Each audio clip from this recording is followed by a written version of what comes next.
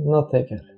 Tai pavyko užmegzti ryšį, tai kągi galima tuomet pradėti mūsų susitikimą. Tai ką mes senokai iš esmės bendravom, tikėtinai įvyko kažkokių tai pokyčių gyvenime, nepaisant to, kad nekivaizdžiai turim susitikimų, bet, sakant, tiesioginių nelabai, tai kuo šį kartą būtų galima pasitarnauti. Tai dabar mes kalbam apie vyriškį, kur vienam abiejose nuotraukos jisai iškirptas iš aplinkos. Tai esmė nuotrauka. Tai dabar su šitu žmogum, šitas žmogus yra vadinamas galios medžiotojas. Jis ieško galios šaltinių ir tai kokią energiją jisai jūsų atžvilgiu spinduliuoja, tai jisai pamatė jumise galę, galimybę kažkokiam tai atradimam ar kažkam tai. Tai vat ir toj vietoj tiesiog jisai susidomėjo tą galę, jam įdomu, kur toli tą galę gali nuvesti. Tai iš to iš esmės yra susidomėjimas. Ar yra kažkas apart to, tai galbūt galima teikti, kad jisai yra irgi nežemiška siela, jam taipogi yra reikalingos pamokos jo nubudimo kelyje. Iš jūsų pusės gali būti tos pamokos duotos, tai toj vietoj galima taip traktuoti. Ar čia reikia dar kažką pridurti? Energijos yra tokios, kad atrodytų, kad galbūt yra kažkoks tai vienas susitikimas. Atrodytų, kad vienam susitikime lyg jisai yra buvęs kaip viršininkas, kažkoks darbo viršininkas ar panašiai. Galbūt yra tokia, bet tai tame gyvenime netrodo, kad tai buvo tiesioginis santykis, tai daugiau atrodytų, kad tai buvo tiesiog, kad jis pastebėjo kažkada tai, bet atrodo, kad tai niekada nebuvo pavirtę į kažkokius tiesioginius santykius. Tai, bet jisai kažkaip atsiminė, jam tada padarė tai įspūdį ir dabar kažkaip jam ta energija sugrįžo. Tai šitoj vietoj, kalbant apie ilgalaikius santykius, jeigu vystant juos į artimesnius santykius, tai yra įmanoma, bet yra du aspektai tame. Viena, tai yra, kad tuose santykiuose galima sukurti didelę materialinę gerovę, tai galima sukurti gerą fizinį gyvenimą, bet iš dvasinės perspektyvos tai atrodo, kad tai ves į dvasinį skurdą. Netrodo, kad šitie santykiai ugdys dvasiškai. Galbūt jie ugdys psichiškai, ta prasme, kad reikės išmokti tam tikrų psichinių savybių, kad, sakykime, būti stipraus charakterio. Tai toj vietoj tai yra įmanoma, bet iš tam tikros perspektyvos tai nėra pagal aukštesnį planą, pagal sielos aukštesnį planą. Ir netgi bandant vystyti tos santykius, galima vadovautis tą iliuziją, kad tai yra teisinga, nes atrodo viskas klostosi, viskas teisinga, bet tam tikrą prasme tai yra matricos spąstai įvilioti į materiją. Ir toje vietoje, kad užmiršti dvasingumą. Ir atrodytų, kad jisai taipogi prisidės prie to, nes kai kurie dalykai jam nebus priimtini ir jisai nenorės jų girdėti. Ir norint išlaikyti materialinę gerovę, tai gali būti sudarytas spaudimas toje vietoje. Tiesiog esmė tokia, kad šitas asmuo, jisai kaip siela, jisai nėra tiek dvasiškai išsivystęs kaip jūsų siela. Ir neretu atveju moters siela, jinai turi tendenciją sekti vyro siela. Ir jeigu vyras diktuoja tik tais materijos energiją kaip už pagrindą gyvenime, tai ir moters siela turi tendenciją derintis prie tų energijų ir tuomet, įeiti per daug tas energijas. Kur pradžioje atrodys, kad viskas labai gerai, bet paskui bus pamatyta, kad siela išduoda save vardan materialinės gerovės. Ir tai atneš daug skausmo tam tikrą prasme, tą save išdavystį. Ir, taip, iš esmės, kad dėl tų santykių yra atsisakoma savo dvasinio augimo. Tai yra įmanoma taip gyventi, bet tai nėra tas laimingas gyvenimas, bet daug kas gyvena tokius gyvenimus ir tai ką, visi žmonės gyvena, bet tiesiog tai yra įmanoma, bet tai nebus tai, kas iš tikrųjų yra, sakykime, jūsų sielai reikalinga kaip dvasinio augimo prasme, bet kaip laimėtas, sakykime, prizas, materinis prizas, tai yra prizas, kuris, sakykime, daug kas jį įvertintų kaip labai didelę sėkmę gyvenime. Geriausia, taip, tas geriausia, blogiausia pasimti čia, aš kažkaip nelabai neįvertinti tų geriausių, blogiausių. Bet ką galima pasakyti, tai galima pasakyti, koks yra susitikimo tikslas. Ir šiuo atveju susitikimo tikslas yra, kad šitas vyriškis demonstruoja simpatiją jūsų energijom ir jūsų energija turi labai, sakykime, aukštą dvasinį lygį. Ir toje vietoje jam noras siekti jūsų yra kaip viliojantis toksai, sakykime, kaip tokia vilioklė, kad jisai siektų dvasingumo, nes jums reikia nustatyti tam tikrą dvasinę kartelę ir tai yra tam tikras žaidimas, kurį jūs esate susitarę, tai yra, kad jisai norės jūsų siekti, o jums reikės vis nustatyti aukštesnę dvasinę kartelę. Tai po žingsnį, kai jam atrodys, kad jisai jau priartėjo, tada jūs pakelia dvasinę kartelę per žingsnį ir jis vėl turi siekti ir vėl turi lipti žingsnį aukštyn. Bet kažkada jisai jau pasieks tą savo maksimalų žingsnį, o pas jūs dar tų žingsnių bus daug. Ir tada tiesiog bus nusivylimas tuo asmeniu, nes jisai nebepateisins lūkesčių. Na, tiesiog tam tikrų dvasinių suvokimų, tai yra suvokti dvasinį pasaulį, ne tik materinį, nes šitas asmuo jis puikiai supranta, kas yra materinis pasaulis, bet jis taip turi potencialą suvokti, kas dvasinis pasaulis yra. Bet jisai tam tikrą prasme bijo to dvasinio pasaulio, nes jam atrodo, kad jisai tada turės iškeisti savo materiją į tą dvasingumą ir jis nepasiruošęs atsisakyti. Na, tai yra iliuzija, bet jam ta iliuzija yra labai tikroviška. Ir jo galvoj tai yra arba materija, arba, kaip sakant, antimaterija, kaip jisai pavadintų, būtent dvasiniai dalykai, tai yra antimaterija. Ir jis nenori antimaterijos, jis nori materijos. Ir toje vietoje jam reikėtų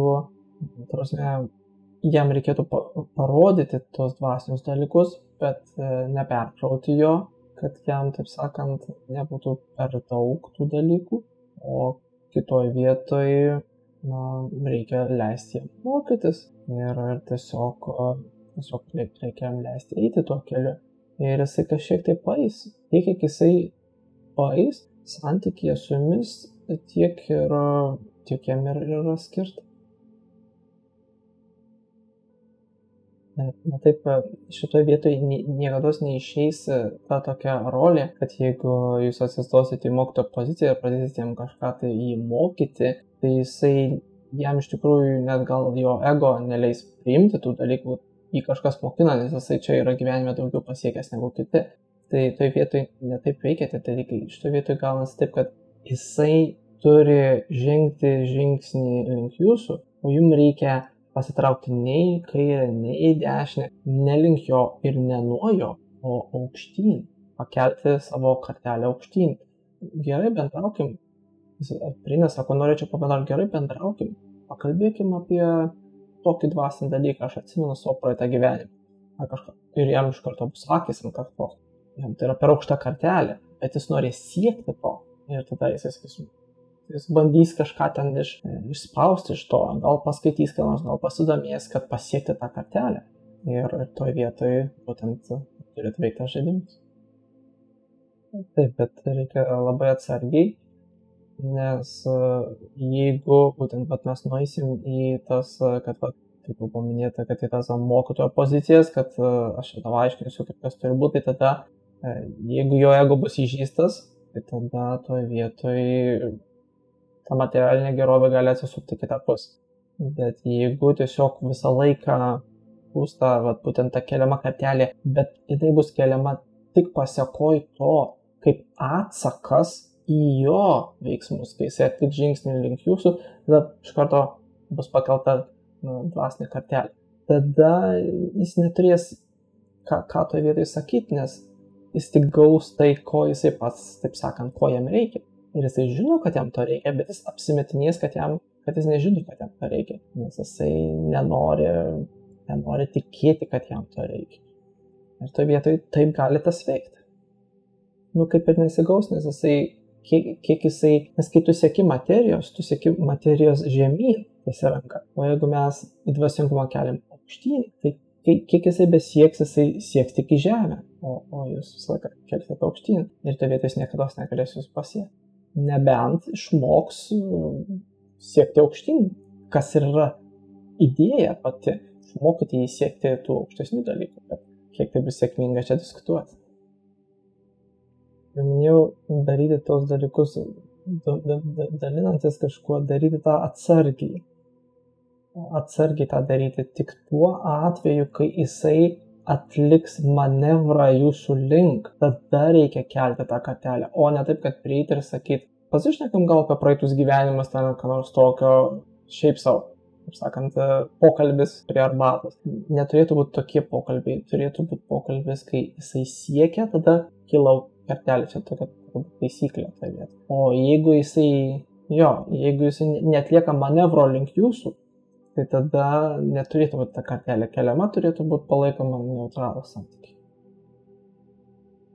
Jam dar toli iki nežemiškų civilizacijų komunikacijos, tai dar pakol kas palikim tą temą, žiūrėkim, kaip jam pavyks su pradinėm energijom.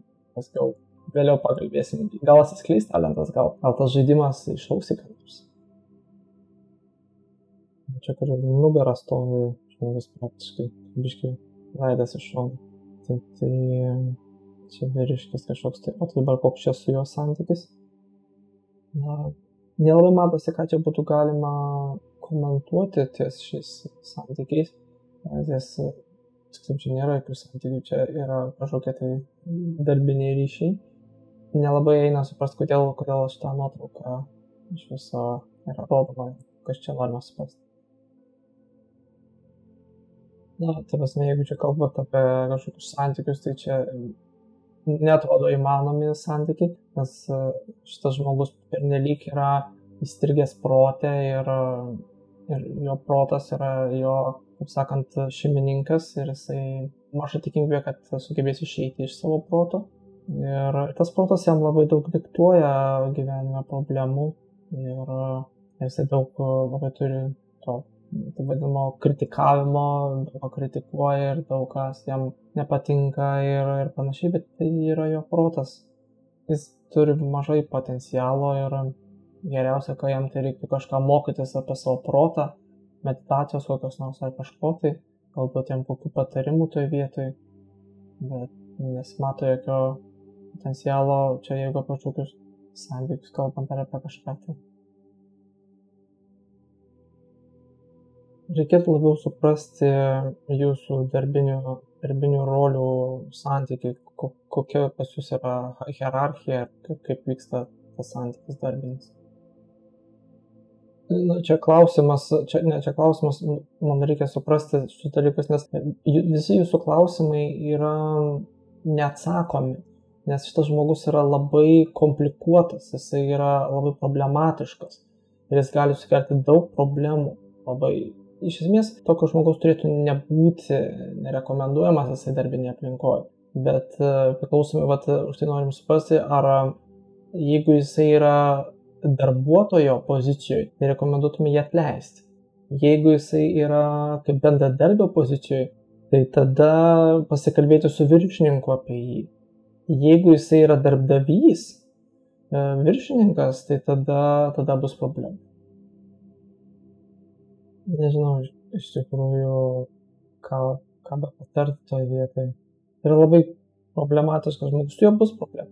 Nelabai įsivaizduoju, kaip galima būtų išvengti tų problemų, apart to, iš to, kad pas žmogų yra mentalinė korupcija ir žmogus turi savyje, jo protas yra korumpuotas. jisai gyvena prote ir tas protas neveikia taisyklingai ir protas jį valdo ir yra tam tikrų jėgų, kurios jį per protą gali pridaryti daug bėdos, dėl to, kad jis tiki savo protu. Tai va, tai toj vietoj jam reikės praeiti pro tam tikrą kažkokią gyvenimo krizę, kuriuose turės atsisakyti savo proto, nustoti klausyti jo.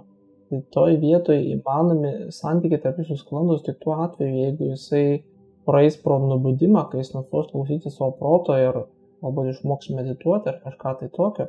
Ir tada jisai išsilaisvins, tada jūs galėsite surasti tos bendrus santykius.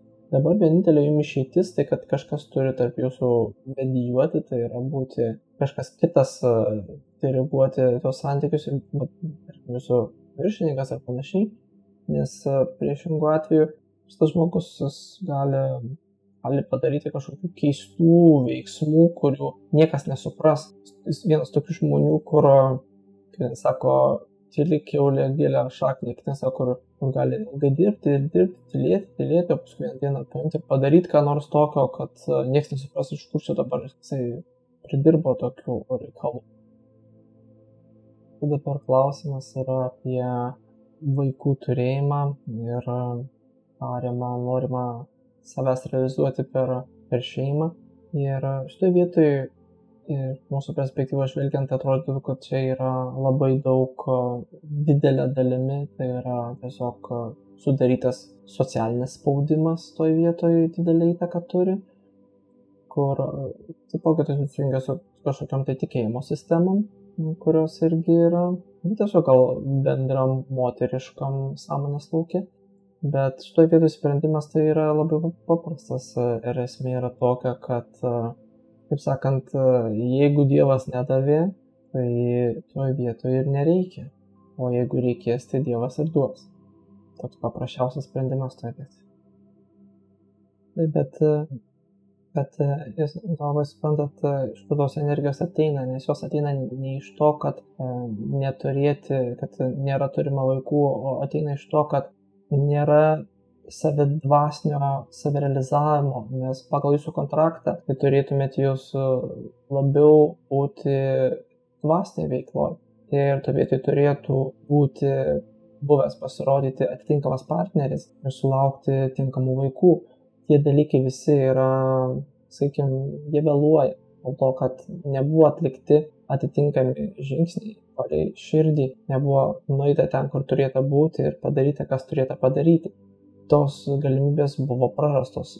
Tai sukelia tą vidinį skausmą, nes tie dalykai jie turėjo būti, bet jų nebuvo dėl to, kad buvo priimti sprendimai, kurie nesuderino su tuo likimu. Ir to vietoje dėl to yra jaučiamas tas skausmas, ne dėl to, kad, taip sakant, kodėl to nėra ir ne dėl to, kad ką daryti, o tiesiog jaučiamas praradimas, nes buvo prarasta, nes tai turėjo jau būti, bet nebuvo su to susilygiuoti. Čia dabar mes kalbam apie sekančią nuotrauką? Ai, ne. O, tai jo, bet būtų buvę gerai, jeigu matytume tą nuotrauką gyvai jūsų tos mamos, nes dabar čia vis kaip ir neatsimenam. Tai nes tada galim iš bendrų gairių pakomentuoti, bet ne konkrečiai apie jūsų mamą, tiesiog kaip mamos ir dukros ryšį. Tai va, tai toj vietoj, kalbant apie mamos ir dukros ryšį, na taip, jeigu jūsų mama neina dvasinio tobulėjimo keliu, niekas negali žmogaus priversti eiti dvasinio tobulėjimo keliu. Tai yra žmogaus pasirinkimas. Ir tai yra tuomet kančios kelias. Ir tas žmogus turi tiek kentėti ir tiek patirti skausmo ir mirčių, kiek jam reikės, kol jisai supras savo tą dvasinį potencialą. Šitoje vietoje mes galim tik tais tiem žmonėm, taip sakant, nėra kito termino, tik tais juos mylėti besąlygiškai. Yra suprantant, kad jie renkasi patys tą kančią ir jeigu jie nenori nieko daryti, jie nori toliau kentėti, mes galim jiems sakyti, kad keiskis, daryk kažką, jie neklausys. Ar dar blogiau, jie tik tai užsipuls mus. Ir toje vietoje mes tik juos turim mylėti tokius, kokie jie yra ir leisti jiems gyventi savo gyvenimus. jeigu mes aukosimės dėl tų žmonių ir bandysim pakeisti jų gyvenimus, tai jie to niekada neįvertins, o jeigu jie to neįvertinę, tai mes tik tais susigadinsim savo gyvenimus ir jiem labai maža tikimybė ar kažką pagerinsim. Kiek yra teka matyti tokių istorijų, kur kiti aukojasi dėl kitų žmonių, rezultatas laiką yra vienas ir tas pats. Tas žmogus niekada neįvertina to ir nieko nepasikeičia. Jeigu pasikeičia, tai tik tiek, kol kitas jį ten stumia ar dar kažką, tai tada tas tipo sukandęs dantis kažką tai daro, o finale jėgos baigėsi ir tas žmogus, kuris aukojo savo gyvenimą dėl kito, mato, kad savo gyvenimo neturėjo laiko gyventi, nes gyveno kito gyvenimą, o anas paskui tik dar finale vos ne spjauna į veidą už tai, kad čia jį vertėjai kažką daryti. Tai yra tiesiog beviltiška ir leisti gyventi žmonių savo gyvenimus ir tiesiog visą laiką priminti, kad yra kitas kelias. Ir jeigu tas žmogus jisai norės eiti tuo kitu keliu, norės nubūti, norės augti, tai tada mes galim jiem padėti. Ir jeigu jam ten į metus iškils koks vienas klausimas ar kažką, mes galim tą klausimą atsakyti ir suteikti tiek, kiek jis prašo. Bet ir tai greičiausiai bus per daug. Deja, bet kitaip neišeina. Ta prasme, tie visi biologiniai ryšiai, jie nėra tokie svarbus, kaip žmonės yra įsitikinę, kad reikia juos vertinti. Iki tam tikro amžiaus galbūt taip, esam tame ryšyje su savo tėvais, bet vėliau jie tiesiog pradeda savo gyvenimus. Sutartis baigėsi, taip sakant, tarp vaikų ir tėvų apie 18 metų, kai vaikai išvyksta iš savo tėvų. Ir toliau jau yra du suaugę žmonės, kurie gyvena savo du suaugusius gyvenimus. Ir viskas. O tai, kad mes galim prisiminti, kas buvo ir grįžti tuos senus laikus, tai taip, bet mes turim to vietoj ir įsiklausyti savo širdį ir į savo sąžinę ir žiūrėti, kas mums yra teisinga, kur mes turim būti ir kaip mes turim teisingai savo gyvenimą administruoti, o ne vadovautis kaltės jausmu, kad klausyti, kad mes privalom kažką daryti, nes kitaip mes darom kažką negerai. Tai yra tikėjimo sistema tiesiog. Ir tai dabar mergina prie rudo fono. Tai atrodo, kad šiaip ši mergina labai turi panašią energiją jūsų, pas jūs yra vibracinis suderinamumas, greičiausiai jinai irgi yra kažkaip susijusi su Andromeda, ar greičiausiai tai atrodo. Pas jūs yra ryšys iš ten. Tam tikra prasme jūs esat kaip dvasinės sesės. Atrodo, kad ryšys nuo tada jūs esate pažįstamos ir jūs esate susitarę susitikti ir jūsų santykiai vyksta pagal planą, jūs planavo susitikti. Tai tiesiog, tie santykiai tokie turi būti, kokie yra. Tokio, kaip sakykime, nesimato kažkokio tai bendro projekto, kažko, kad būtų galima sakyti, jūs turite tą padaryti kartu. Daugiau kas matosi, tai matosi, kad jums yra daugiau skirta tiesiog palaikyti vieną kitą ir suprasti vieną kitą. Tiesiog toj vietoj, tam tikrą prasme, dažniausiai tai mes naudojam tokią analogiją, kad tai yra vadinami suolo draugai. Tai yra, kai esame mokyklai, sėdim tam pačiam suole, mokomės tas pačias pamokas, kalbam tais pačiais dalykais. Tiesiog tai yra tie suolo draugai, tai va tiesiog jūs esate panašiam suole, bet gal jūsų kažkiek ten kažkas skiriasi, bet tam tikrais, bet ir kaip ir suolo draugai turi skirtingų interesų. Bet kas liečia būtent tą gyvenimo kelionę, tai tas suolas jūs jungia. Dabar mergina automobilyje čia. Ši mergina, jai reikia išmokti tam tikrų dvasinių pamokų. Jie yra skirta išmokti iš jūsų. Jis irgi turi savo nežemiškų ištakų, bet, sakykime, jai dar reikia laiko tam nubudimui pasiekti. Ir toj vietoj kažkokių panašių, galbūt kažkas su Andromeda susiję, bet taipogi yra ir iš kažkur ir kitur tos energijos ateina. Nepaisant to, esmė tokia yra, kad jei reikia iš jūsų išmokti dvasinių pamokų, jūs jas galite jai duoti, dėl to jinai atsidūrė jūsų gyvenime, kad gautų tas dvasinės pamokas. Tai galima pasidalinti tuo, kas yra šiuo momentu jai aktualu, tą galima jai suteikti. Jo, nes santykiai tarp šitos merginos ir to jūsų viršininko, tai jisai yra jai kaip tėtis, o jinai jam yra dukra. Ir taip energetiškai jų yra santykiai. Tai kokie ten jų tie santykiai, jeigu jie yra kažkokie fiziologiniai, tai sunku yra tą komentuoti, bet energetiškai jinai jaučiasi jo dukra. Ir toj vietoj jinai tam tikrą prasme norėtų matyti jūs kaip savo mamą. Tai ta prasme, aš tikėsi mūsų komentaro kažkokio to klausimą. Tai buvo komentaras toksai, kalbant apie jūsų dvasinį kelią, tai yra, kad mes esam visų pirma žmonės ir kaip žmonės mes turim žmogiškus gyvenimus ir priimam žmogiškus sprendimus, vadovaudamiesi žmogiškais principais.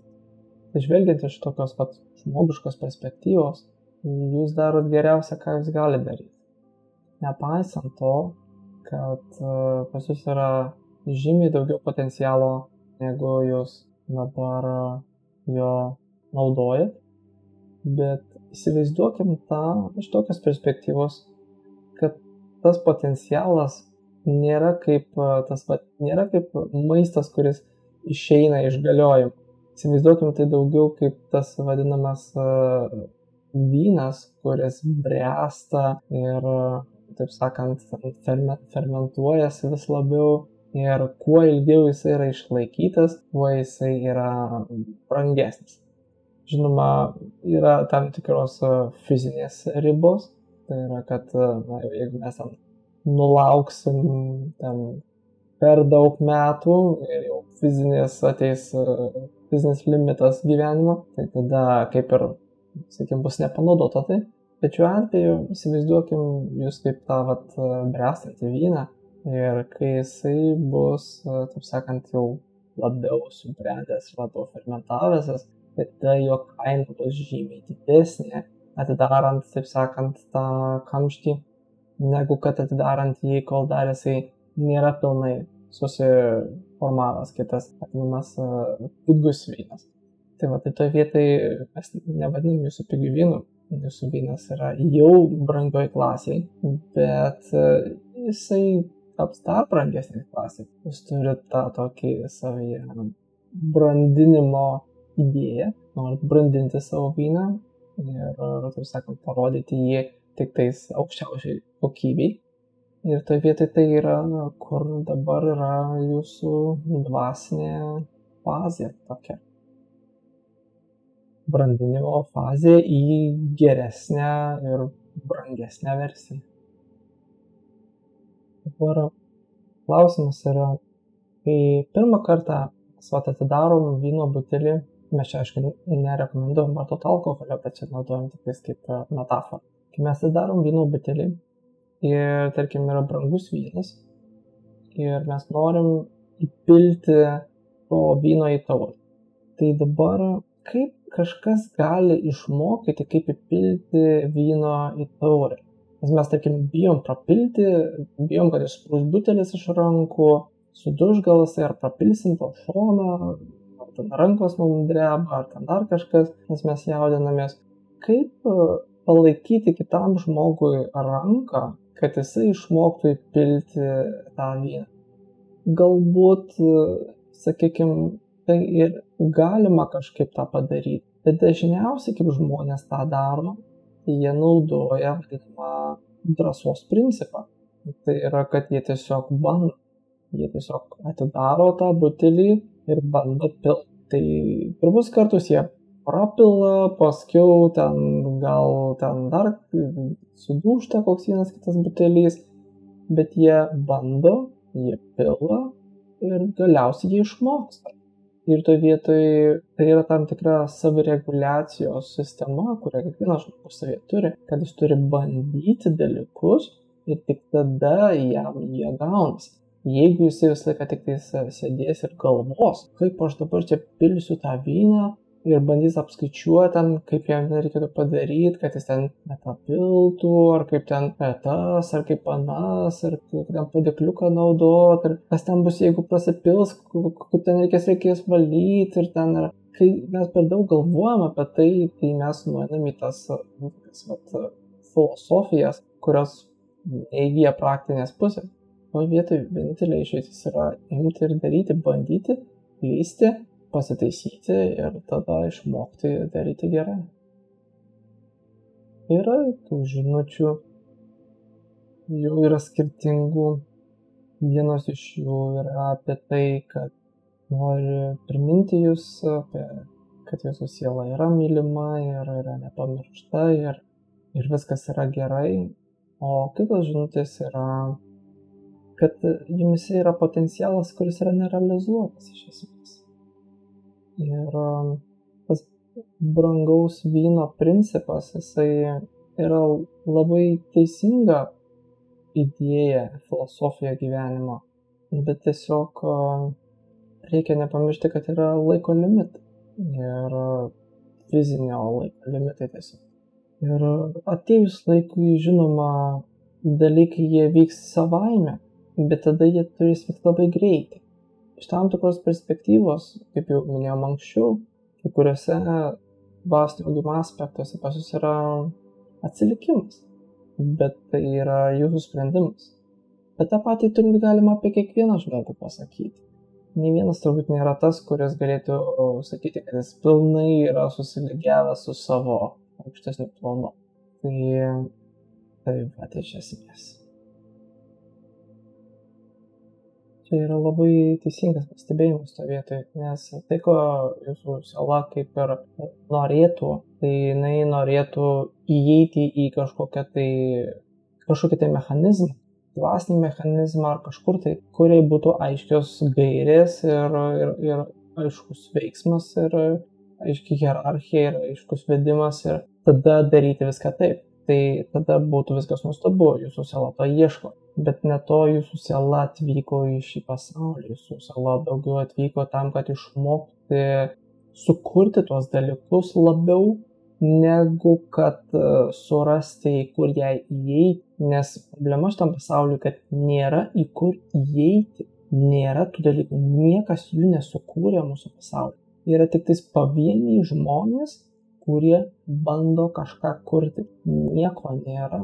Nėra į kur įeiti, nėra prie ko prisiderinti, nėra prie ko prisijungti. Prasme, kalbant apie paprastą fizinį pasaulį, nekalbant apie kažkokių tais neoficialių įstaigų ir panašiai. Paprastame pasaulyje to nėra. Ir kadangi to nėra kur įeiti. Ir daugelis jaučiasi to vietoj sutrikę. Ir vienintelė išeitis yra išmokti sukurti tos dalykus. Nes mes nerasim kur įeiti. Dabar idėja apie tai, bet jūsų dabar idėja dirbti su vaikais yra susijusi tik su tuo, kad jūs save galite asociuoti su vaikais, būtent dvasinės socialinės saviraiškos veikloje, tik dėl to, kad jūs skaitot, kad tik su tokio lygio sielomis jūs galite dirbti, bet tik su vaikais. Ir jūs įsivaizduojat tokią progresiją, kad kaip vaikas vystosi, vaikas auga ir jisai tampa paaugliu, paskiau ten studentų ir paskiau eina į gyvenimą. Taip pat jūs užaugtumėt kartu su tais vaikais. Ir tada tariamai jums pavyktų, jie užaugtų ir jūs užaugtumėt kartu. Ir tada jūs galėtumėt jau dirbti su suaugusiais, nes tai būtų tie vaikai, su kuriais jūs dirbtumėt, kai jie užaugtų. Tokia yra idėja.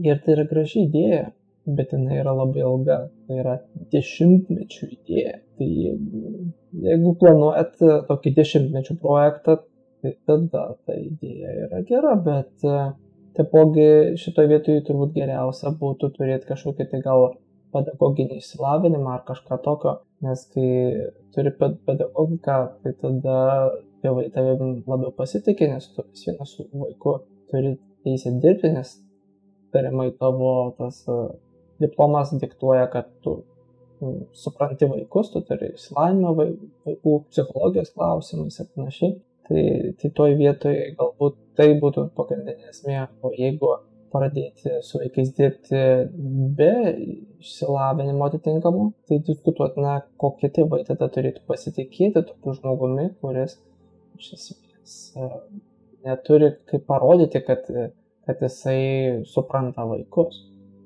Tai nebent atsirastų kažkokie artimi patikimi žmonės, patikėtų tos vaikus. Tada jo, ir paskui augtų iš to. Galbūt taip būtų įmanoma. Na taip, ambasadoriai dažniausiai yra tie žmonės, kurie yra svetimoje šalyje, atstovauja kažką tai ir padeda užmegzti fizinius ryšius, palaikyti fizinius ryšius. Tai yra ambasadoriaus funkcija. Ir tokia buvo idėja. Matot, mes kalbam apie diplomatiją. Diplomatinis statusas įpareigoja tam tikrom funkcijom. Mes nekalbam tiesiog, kad aš atvykau, aš esu siela iš kažkur kitur ir aš ten turiu telepatinį ryšį, ten prisimenu savo sielos šeimą ten ir panašiai. Tai čia nėra diplomatinis statusas, čia yra tiesiog, taip sakant, tiesiog mes esam užsieniečiai. Ir aš galiu sakyti, aš esu užsienietis, aš atvykau iš tos šalies, bet aš galiu papasakoti apie savo kultūrą, aš ten atsimenu, kaip aš gyvenau ir pažiūrėkit, kokia mano kultūra. Tai čia tada esi užsienietis, bet kai mes kalbame apie diplomatinį statusas įpareigoja toje vietoje, taip sakant, diplomatiniam atstovavimam, tai tam reikalingos tam tikros diplomatinės savybės, kurias reikia įkūnyti fiziškai. Tai reiškia, reikia būti pakankamai drąsiam ir pristatyti savo atstovaujamą grupę ar kažką tai. Tai toje vietoje tada tai yra tikra kosminė diplomatija. Jeigu mes to atsisakom, tai yra mūsų pasirinkimas, niekas mūsų neprivers. Bet turim suprasti, kad pasaulis tada netenka to, ko mes čia atvykom. Nieko nepadarysi, daug kas atsisako savo tų dalykų, kuriuos jie svajojo, kad jie čia atvyks ir darys, susidūrė su realybė, jie atsisako, nes baimė juos užvaldo. Bet ir kaip ten bebūtų, galima pasakyti, visą laiką yra aukštesnis planas. Ir aukštesnis planas, jis yra toksai įdomus dalykas, jis yra dinamiškas. Tai yra, kad nepriklausomai nuo to, ką mes darom ir kaip mes ten išsisukinėjame, ar kaip mes ten nueinam kažkur ar nenueinam. Aukštesnis planas laiką mus panaudoja geriausiai, kaip jisai gali, palei esamas aplinkybės. Tad toj vietoj nereiktų per daug pergyventi, kad mes kažką galim ar kažko negalim, o daugiau reikėtų žiūrėti, kad, mes esam žmonės, turim savo žmogišką psichologiją, turim savo privalumus ir trūkumus ir kaip esamų situacijų aš galiu geriausiai pasitarnauti. Ir tada mes turėsim sveiką psichologinį požiūrį į pasaulį ir per daug negalvoti apie tai, kad aš kažką gerai darau ar negerai darau, ar kažką įvykdau ar neįvykdau, o tiesiog esamoj situacijoje daryti geriausia, ką mes galim ir surasti taiką su ta situacija, kokia jinai ten bebūtų. Tai yra geriausia, ką mes kaip žmogus galim padaryti dėl savo gyvenimo. O kad mes ten padarom ar nepadarom kažką, dalykai jie įvyks ir be mūsų. Tiesiog su mumis jie įvyktų greičiau ir mums patiems būtų paskiau maloniau, kad kai po jau tos istorijos, ta istorija baigėsi, mes galėtume sakyti, ir aš ten buvau, aš ten dalyvau, aš tą padariau. Ir tai to, kas sakyti, aš ten buvau, bet aš kaip ir nieko ten nedariau, bet aš buvau. Tai tiesiog pačiam dėl savęs yra maloniau. Kai mes išsikeliam savo kažkokį iššūkį ir jį tada įgyvendinam. Jeigu mes jo neįgyvendinam, tada mes skaitom, kad mes neišmokom visų savo susiplanuotų pamokų. Tas pas kaip, sakykime, išvykti į mišką ir sakyti, dabar va, aš vyksiu į mišką ir bandysiu išgyventi. Ten miške, vat mano iššūkis ir aš noriu ten mėgot palapiniai ten ir kurt laužą ir panašiai. O paskiau ten pradeda lyti ir staro šalta, mes matom netoliese ten kažkokią užeigą ir nueinam ten tą užeigą, įsinuomojam kambarį ir ten pramiegam tą laikotarpį, kur planuojam savaitę būti miške, pamiegam verčiau toj užeigoj ir paskui grįžtam namo ir jaučiamės nei šiaip nei taip, kaip ir mes vykome tą užeigą, planavom visų tų nuotykių, taip sakant, paskui išsisukom nuo to ir jaučiamės, kad tipo kaip mes ir buvom, bet nelabai buvom. Na taip, dabartinis jūsų tas simpatizuotojas, tai jisai yra būtent to materinio pasaulio atstovas, ne dvasinio pasaulio atstovas. Ir tai indikuoja, kad dabar jūs esate tyrinėti materinės energijas. Jeigu kad pasirodytų dvasinis partneris, tai jūs turite tiek, kiek pastangų dedat į materinį pasaulį, atitinkamai turėtų būti pastangų tiek dvasinio pasaulyje, tai tada būtų ir tas partneris palei tą energiją. Aš manau, kad gal ir užtenka šiam mūsų susitikimai. Šį bei tą, taip sakant, patyrinėjom ir vėliau patyrinėsim kažką kito. Tai tiek gal tuomet šitam susitikimui ir kad ir kaip ten bebūtų, esam dėkingi už visas jūsų pastangas, kokios jos yra šitame pasaulyje. Bet taip kiek tai yra vis viena pasaulio dovana. Nes be jūsų tai nebūtų jūsų. Tai net tai vietoj kiek yra, tiek jau yra ta dovana, o ateitis į save išspręs ir kai vėl dalykai keisis, vėl energijos keisis, tai tikėtina, kad ir vėl bus apie ką pakalbėti, o tam kartui turbūt ir užteks šiam susitikimui. Tai gerai, tai kad tuomet dėkojom už pokalbį, ogi primenu, kad yra galimybė atsidėkoti, jeigu buvo kažkiek tai vertės suteikta, o grupė kaipogi ten dar yra gyva ir susitikimuose jūsų nesimatė, dabar gal jau pasirodysit, pasikeitė gal situacija. Tai pasimatysim, taip sakant, gyvuose susitikimuose. Nu tai tada šiuo atveju iki kito savaitgalio greičiausiai. Na tai gerai, tai iki tuomet.